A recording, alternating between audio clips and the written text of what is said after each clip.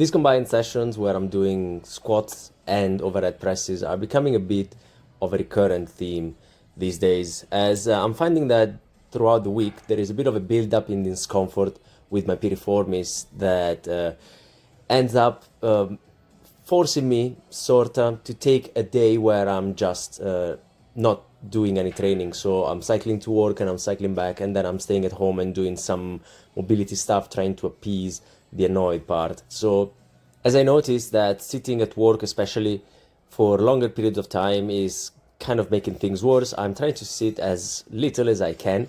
And at some point during the week, there is a moment where maybe I have sat too long over the past few days. So there is more of a tendency to starting to feel a constant tightness in the hip, which is not great. And because I am trying to work most of the body every day if possible, I'm happy to bite the bullet once a week and trying to fix this problem. I am therefore just doing some mobilization and stretching that allows me then for the other days to get some work in and take in the exercises that I care more to keep in the program at the moment while I'm dealing with this injury, and kind of combining them together. The squats were the first exercise of the day, and I got one extra rep from the time that I performed these the previous week. The weight is the same, 87.5 kilos, so I did 5 in the first set, 4 in the second set. And then I was supersetting that with the usual hanging leg raises, but I did go up in weight, so I'm using a 4 kilo dumbbell that I'm holding between my feet, and I'm thinking about keeping them dorsiflexed because of all the stuff that I've talked about in regards to sprint training, and how I would like to start thinking about having this foot orientation more often, so that it comes more easily when I'm doing running stuff, sprinting stuff. Then the other exercise that I was getting in was the overhead press, which was a bit of a borrowing from the session that was coming the next day, as well as the sprint starts that I did at the end of the session when I went back upstairs.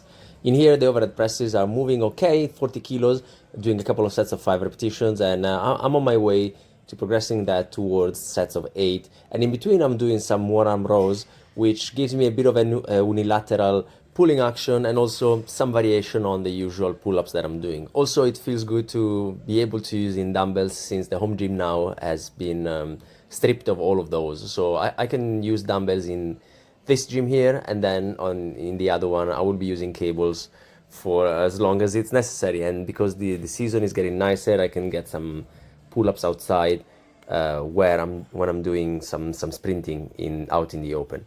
The overhead presses were feeling good. I remember going back to watching the last time that I was doing 40 kilos, and I remember that at that time, before I injured my shoulder, I was at about 7 reps per set. And what I was saying in that video, I think it was day 100, was that I wanted to progress these up until I was doing sets of 10. Now, I may have changed my mind slightly. I don't think that it makes that much of a difference. I believe that so long as I can keep my form clean and not doing too much. Back then, I was doing probably too much work on a daily basis, and that probably exacerbated something in my technique that wasn't refined enough, or maybe it was just an accumulation of fatigue over time that then led to my rotator cuff getting inflamed. I would like to now staying a bit more conservative in terms of the sets and reps that I'm performing, and slowly progressing these in a way that allows me to stay injury-free in the long term. Then I moved upstairs, where I was doing some sprinting starts and also some handstands, just to pair that with the overhead pressing that I was doing. And I started writing things down on the screen just to remind myself of what was going on, because otherwise I would have to rewatch the individual segments where I'm performing the sprints at a slower speed, so that I can catch what I am not doing properly.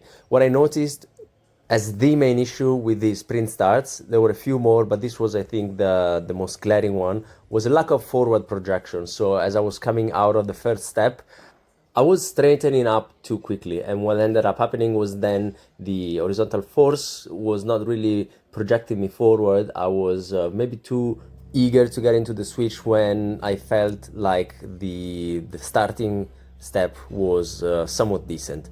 So at this point, it was the end of the session because I felt like I was making too many mistakes and it was time to go home and rest. Ciao.